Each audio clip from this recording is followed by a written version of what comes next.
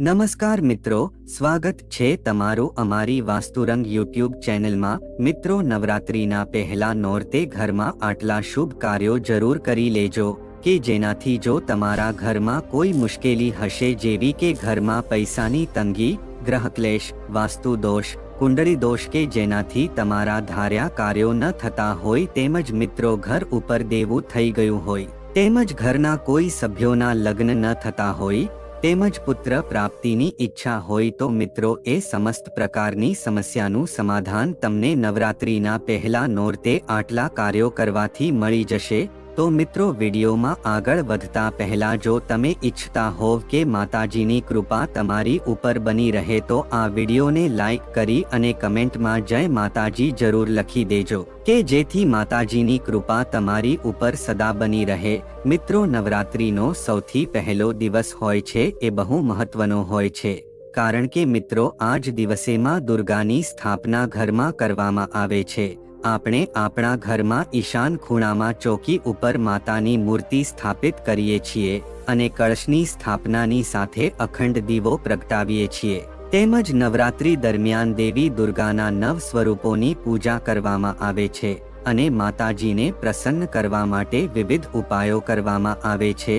નવરાત્રિ દરમિયાન પૂજા કરવાથી જીવનમાં આવતા તમામ અવરોધો દૂર થાય છે। તેમજ મિત્રો, નવરાત્રિનો સમય વાસ્તુ દોષ ઉપાયો માટે પણ શ્રેષ્ઠ માનવામાં આવે છે।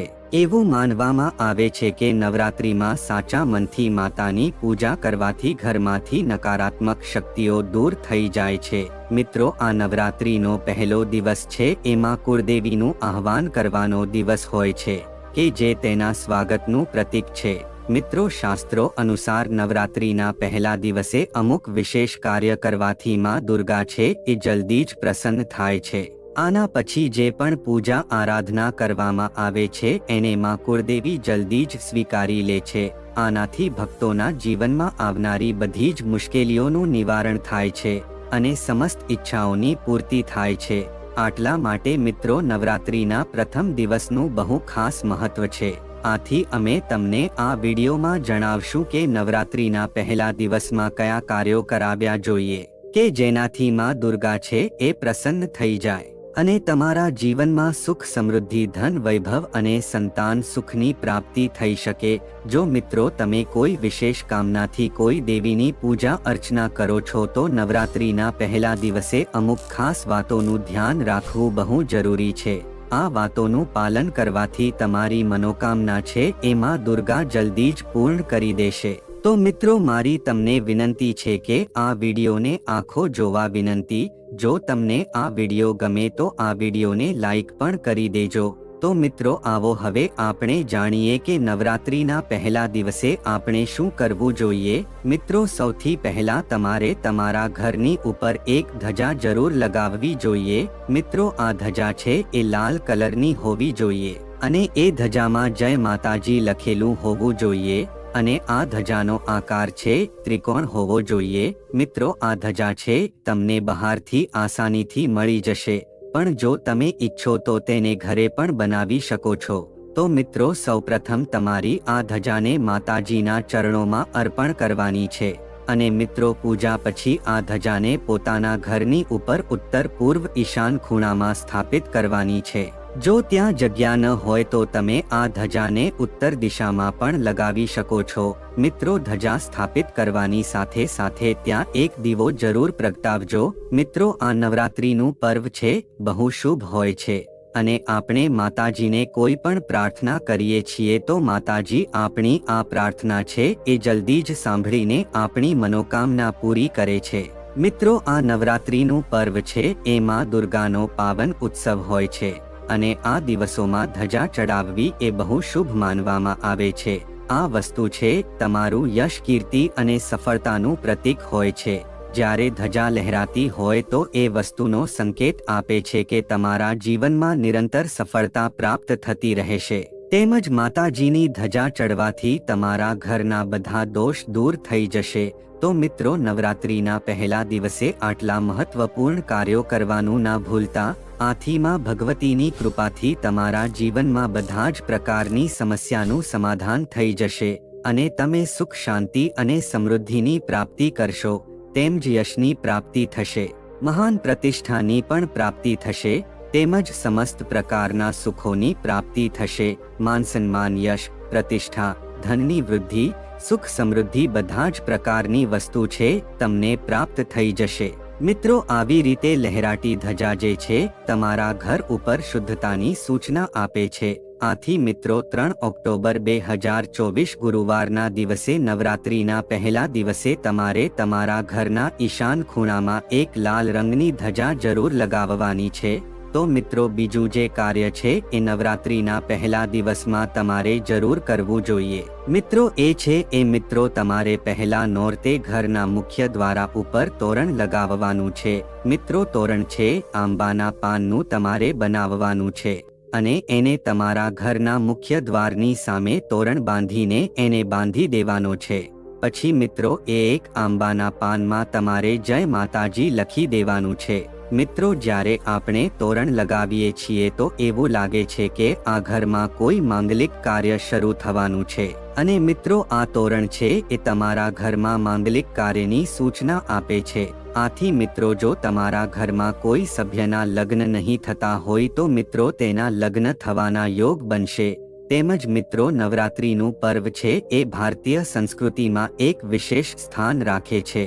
આ નવરાત્રિ છે એ માતા દુર્ગાની આરાધનાનું પ્રતીક છે અને મિત્રો, માં દુર્ગાને મનાવવા માટે ઘણા બધા મહત્વપૂર્ણ પૂજા, આરાધના અને અનુષ્ઠાન કરવામાં આવે છે। મિત્રો, વિશેષ કરીને નવરાત્રિના પહેલા નોરતે અમુક શુભ કાર્ય કરવા જોઈએ કે ઘરમાં સમૃદ્ધિ આવે। તો મિત્રો, પહેલું કાર્ય છે એ આપણે નવરાત્રિના પહેલા દિવસે જરૂર કરવું જોઈએ। એ પહેલું કાર્ય છે એ આપણે ઘરના મુખ્ય દ્વારમાં તોરણ બાંધી દેવું જોઈએ। મિત્રો, તોરણ બાંધવાથી એ સંકેત મળે છે કે આપણા ઘરમાં માં કુળદેવીનો વાસ છે। મિત્રો, આ તોરણ છે નકારાત્મક ઉર્જાના પ્રવેશને રોકી દે છે। મિત્રો, આ તોરણથી ઘરમાં સકારાત્મક ઉર્જાનો સંચાર થાય છે અને આ એક અસરકારક વાતાવરણનું નિર્માણ કરે છે। તો મિત્રો, બીજું મહત્વપૂર્ણ કાર્ય એ છે કે અખંડ દીવો પ્રગટાવવો જોઈએ। મિત્રો, આ એક દીવો છે એ પોતાની મનોકામનાની પ્રાપ્તિ માટેનું એક પ્રતીક છે। મિત્રો, જ્યારે તમે નવરાત્રિના પહેલા દિવસે દીવો પ્રગટાવો છો તો તમારે તમારા મનમાં તમારી બધી જ મનોકામનાનું સ્મરણ કરવાનું છે। મિત્રો, આ દીવો છે એ આપણા ઘરમાં નકારાત્મક ઉર્જાને પ્રવેશથી રોકે છે અને સકારાત્મક ઉર્જાને લાવે છે।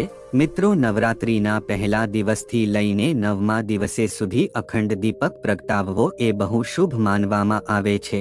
મિત્રો, આ ખાલી આપણા ઘરમાં સુખ સમૃદ્ધિ જ નથી લાવતું, પણ મિત્રો માં ભગવતીના આશીર્વાદ પણ પ્રાપ્ત કરવાનું એક સાધન છે। જો કોઈ કારણવશ મિત્રો તમે અખંડ દીવો ન પ્રગટ આવી શકો તો મિત્રો સવાર અને સાંજ શુદ્ધ ઘીનો દીવો છે અવશ્ય પ્રગટાવજો। એની સાથે જ ઘરમાં લવિંગ અને કપૂરનો ધૂપ કરજો। આ વસ્તુ છે એ આપણા ઘરમાં સકારાત્મક ઉર્જાનો સંચય કરે છે। તેમજ તમારા ઘરમાં જો લેણું હશે તો તે તરત જ ઉતરી જશે। તમારા ઘરમાં ધન આવવાના બધા રસ્તા ખુલવા લાગશે। આના પછી મિત્રો નવરાત્રી દરમિયાન કળશની સ્થાપના કરવી પણ બહુ શુભ માનવામાં આવે છે। મિત્રો, કળશમાં દેવી દેવતાઓનું આહ્વાન કરવું અને તેને પૂજા આરાધના કરવી એ મહત્વનું અનુષ્ઠાન છે। જ્યારે તમે કળશની સ્થાપના કરો છો તો એક પ્રકારનું તમારા ઘરમાં કુળદેવીનો વાસ સુનિશ્ચિત કરે છે। તેમજ મિત્રો કળશની સ્થાપના દરમિયાન એક વસ્તુનું ધ્યાન રાખજો કે જો તમે ઘીનો દીવો કરો છો તો એને માં દુર્ગાની મૂર્તિની ડાબી બાજુ રાખજો અને જો તમે તેલનો દીવો પ્રગટાવો છો તો એને માં દુર્ગાની જમણી બાજુ રાખજો। આથી મિત્રો આ નાની વાતો છે એ પૂજા અનુષ્ઠાનમાં બહુ વિશેષ મહત્વની માનવામાં આવે છે। આથી આ વસ્તુઓને મિત્રો આપણે અવગણવી ન જોઈએ। પણ ઘણા લોકો એવા હોય છે કે જે એમ જ નિયમોને જોયા વગર એમ જ દીવો પ્રગટાવી દે છે અને નિયમો અનુસાર પૂજા કરતા નથી। પણ મિત્રો આપણે આવું ન કરવું જોઈએ કે જેથી કરીને માં કુળદેવી આપણી ઉપર ક્રોધિત થાય। કારણ કે મિત્રો નવરાત્રિના દિવસો હોય છે તે બહુ પવિત્ર હોય છે। આથી એ દિવસોમાં આપણે નીતિ નિયમો અનુસાર જ માં કુળદેવીની પૂજા આરાધના કરવી જોઈએ કે જેથી કરીને તે આપણે ઉપર તેની કૃપા વરસાવીને આપણી સમસ્ત મનોકામનાની પૂર્તિ કરે। તેમજ મિત્રો બીજું એક મહત્વનું કાર્ય છે કે જે નવરાત્રિમાં તમારે અવશ્ય કરવું જોઈએ। એ કાર્ય એ છે કે આપણે જવારા ઉગાડવા જોઈએ। મિત્રો આ જવારા છે એ અન્નના દાણા હોય છે, એ નવરાત્રિના પહેલા નોરતે ઉગાડવા જોઈએ। આ જવારા ઉગાડવાથી ઘરમાં સુખ સમૃદ્ધિનું આગમન થાય છે। મિત્રો આ કાર્ય છે એ આપણે નવરાત્રિના પહેલા દિવસે કરવું જોઈએ, કારણ કે આ જવારા છે એ આપણા ઘરમાં માં કુળદેવીના આશીર્વાદને લાવે છે। અને જ્યારે આ જવારા છે અંકુરિત થઈ જાય છે તો એ વસ્તુનું પ્રતીક છે કે આપણા ઘરમાં માતાજીનો વાસ છે। અને જો આપણે પુત્ર પ્રાપ્તિની ઈચ્છા રાખીએ છીએ તો મિત્રો જવારા ઉગાડવાથી અવશ્ય માતાજી તમને એક પુત્ર આપશે। મિત્રો ભક્તો માટે આ પર્વ છે એ વ્રતનો પણ અલગ મહત્વ છે। મિત્રો વ્રત દરમિયાન ભક્તો ઉપવાસ રાખે છે અને અમુક લોકો ફળ અને જળનું સેવન કરે છે। આથી મિત્રો ઉપવાસ રાખવાથી શારીરિક અને માનસિક શુદ્ધતાનો અનુભવ થાય છે। આ માત્ર આત્માને જ શુદ્ધ નથી કરતું પણ માં દુર્ગા પ્રતિ શ્રદ્ધા અને ભક્તિને પણ વધારે છે। આ બધા જ કાર્યોના માધ્યમથી આપણે આપણા ઘરમાં માં કુળદેવીનો વાસ છે એ સુનિશ્ચિત કરીએ છીએ અને સકારાત્મક ઉર્જાનો સંચય કરીએ છીએ। આથી માં કુળદેવીના આશીર્વાદ મેળવવા માટે આપણે નવરાત્રિના આ કાર્યોને ધ્યાનપૂર્વક કરવા જોઈએ। તેમજ સાચી વિધિ અને શ્રદ્ધાથી કરાયેલું અનુષ્ઠાન છે આપણા જીવનમાં સુખ સમૃદ્ધિ અને શાંતિ લાવવા માટે બહુ મદદરૂપ થાય છે। આ જ કારણ છે કે નવરાત્રિના તહેવાર ઉપર આ કાર્યોનું વિશેષ મહત્વ હોય છે કે જ્યારે આપણે પૂરા મનથી માં કુળદેવીની પૂજા આરાધના કરીએ છીએ અને અનુષ્ઠાનોનું પાલન કરીએ છીએ તો આપણા જીવનમાં સકારાત્મક પરિવર્તન આવે છે। આથી આપણે બધાએ નવરાત્રિના આ પાવન અવસર ઉપર આપણા ઘરને સકારાત્મક ઉર્જાથી ભરી દેવું જોઈએ અને માં દુર્ગાના આશીર્વાદ પ્રાપ્ત કરવા જોઈએ। નવરાત્રિનો આ તહેવાર છે આપણને મિત્રો એ પણ શીખવાડે છે આપણા મનમાં નકારાત્મકતાને સ્થાન ન આપવું જોઈએ અને બધા જ સમયમાં સકારાત્મક વિચારોની સાથે આગળ વધવું જોઈએ। જો આપણે આપણા મનમાં સદ્ભાવના અને ભક્તિની સાથે દેવી માની પૂજા કરીએ છીએ તો નિશ્ચિત જ આપણને એના આશીર્વાદ મળે છે અને આપણા જીવનમાં ખુશીઓનો સંચાર થશે। આ પ્રકારે મિત્રો નવરાત્રિનો પર્વ માત્ર ધાર્મિક સ્થાન નથી પણ આ પર્વ છે એ જીવનને સકારાત્મક ઉર્જાથી ભરવાનું એક માધ્યમ છે। આથી આપણે આ નવરાત્રિના તહેવારમાં માં કુળદેવીની સાચી પૂજા આરાધના કરીને તેને પ્રસન્ન કરવા જોઈએ કે જે આપણને શાંતિ અને સુખ સમૃદ્ધિના આશીર્વાદ આપે। પણ જો મિત્રો તમે નવરાત્રિના બધા જ દિવસોમાં વ્રત ધારણ ન કરી શકો તો મિત્રો તમારે નવરાત્રિના પહેલા દિવસે એટલે કે મિત્રો તમારે નવરાત્રિના પહેલા નોરતે વ્રત જરૂર રાખવું જોઈએ। નવરાત્રિના પહેલા દિવસે અને છેલ્લા દિવસે વ્રત જરૂર રાખવું જોઈએ। તો મિત્રો નવરાત્રિનો પહેલો દિવસ બહુ પવિત્ર હોય છે અને જો સંભવ હોય તો મિત્રો આખી નવરાત્રિમાં તમારે બધા જ દિવસોમાં વ્રત રહેવા જોઈએ। જો તમે બધા જ વ્રત રહો છો તેમાં માં કુળદેવીની પૂજા આરાધના કરો છો તો માં કુળદેવી છે એ જલ્દી જ પ્રસન્ન થઈને તમને તેના આશીર્વાદ આપે છે અને તમારી સમસ્ત મનોકામનાની પૂર્તિ કરે છે। પણ મિત્રો જો તમે વ્રત રાખવામાં અસમર્થ હો એટલે કે વ્રત તમે ન રાખી શકો તો મિત્રો તમારે માત્ર સાત્વિક ભોજન લેવાનું છે એટલે કે ડુંગળી અને લસણ વગરમાં દુર્ગાની આરાધના કરવાની છે। તો મિત્રો જો આપણે સાચી શ્રદ્ધાથી માં કુળદેવીને પૂજા આરાધના કરીએ છીએ તો તે જલ્દી જ પ્રસન્ન થઈ જાય છે અને આપણે ઉપર તેની કૃપા વરસાવે છે। જો મિત્રો તમારી શક્તિ અને સામર્થ્ય શારીરિક રૂપથી નથી તો તમારે વ્રત ન રાખવું જોઈએ।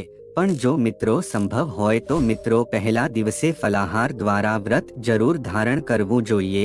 તેમ જ મિત્રો બીજું જે જરૂરી કાર્ય છે કે જે તમારે નવરાત્રિમાં જરૂર કરવું જોઈએ મિત્રો ઘરના મુખ્ય દ્વારની બાજુમાં સ્વસ્તિકનું ચિહ્ન જરૂર બનાવજો। એટલે કે મિત્રો ઘરના મુખ્ય દ્વારની પાસે સાથીઓ જરૂર બનાવજો. આનાથી નકારાત્મક ઉર્જાનો સંચાર ઘરમાં થતો નથી. જ્યારે આપણે પૂજા પ્રાર્થના કરતા હોઈએ તો આપણી સમસ્ત મનોકામનાની પૂર્તિ થાય એટલા માટે આપણે અખંડ દીવો પ્રગટાવીએ છીએ. પણ જો તમે અખંડ દીવો પ્રગટાવી ન શકો તો મિત્રો સવાર સાંજ તમારે શુદ્ધ ઘીનો દીવો જરૂર પ્રગટાવવો જોઈએ. અને મિત્રો સવાર સાંજ પોતાના ઘરમાં લવિંગ અને કપૂર અને ગુગળનો ધૂપ જરૂર કરવો જોઈએ કે જેનાથી ઘરમાંથી નકારાત્મક ઉર્જા બહાર જતી રહી અને આ ધૂપ દ્વારા સકારાત્મક ઉર્જાનો સંચાર ઘરમાં થાય. તેમજ નવરાત્રી દરમિયાન તમારા ઘરના મુખ્ય દરવાજા પર માતાના ચરણ કુમકુમથી કરવા જોઈએ. ધ્યાન રાખો કે માતાના આ પગ ઘરની અંદરની તરફ આવવા જોઈએ. આમ કરવાથી માતાની કૃપા પ્રાપ્ત થાય છે. તેમજ માતાના આ ચરણ અષ્ટમી અને નવમીના દિવસે ઘરના દરવાજે કરવા જોઈએ. આમ કરવાથી ઘરમાં લક્ષ્મીજીનો વાસ થાય છે, ધન અને વૈભવ વધે છે.